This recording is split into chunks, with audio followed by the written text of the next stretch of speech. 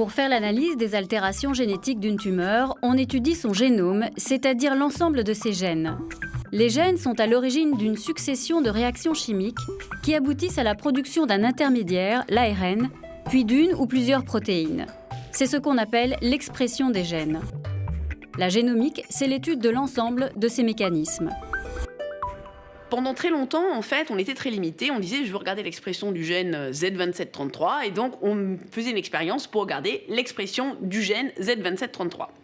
Et puis, il y a eu des révolutions techniques, il y a déjà un certain nombre d'années, qui permettent aujourd'hui de regarder tous les gènes qui s'expriment à un instant donné dans une cellule. Ce qui fait qu'au lieu de faire 50 000 expériences, vous en faites une seule, avec laquelle vous êtes capable de regarder tout ce qui s'exprime dans une tumeur. Et généralement, ce qu'on regarde, c'est tout ce qui s'exprime dans une tumeur, par rapport à tout ce qui s'exprime dans un tissu normal correspondant. Ça, c'est vraiment de la génomique. Il faut se rendre compte que dans les années 90, la séquence du premier génome humain a demandé à peu près 10 ans d'équipes multiples et de plusieurs dizaines de milliards de dollars, et qu'on est actuellement à un moment où le séquençage complet d'une tumeur va coûter quelques milliers d'euros et demander quelques semaines. Pour ce qui concerne le cancer du sein, on vise à séquencer plus de 2000 cancers du sein, ce qui est énorme. Mais ce sera le seul moyen pour avoir un répertoire précis de toutes les altérations moléculaires, de toutes les formes de cancer du sein. Tu transfectes les MCF7 avec des SHRM à la fin avec le contrôle.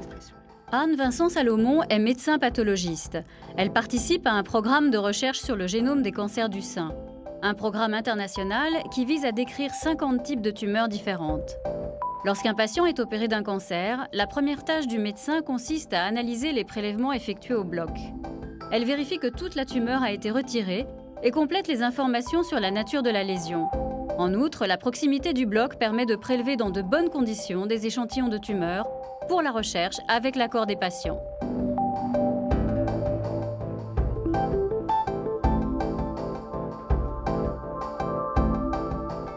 Ça nous permet, à nous autres pathologistes, de faire les prélèvements à l'état frais pour les congeler dans un délai le plus court possible entre le moment où la pièce a été prélevée et l'examen ici.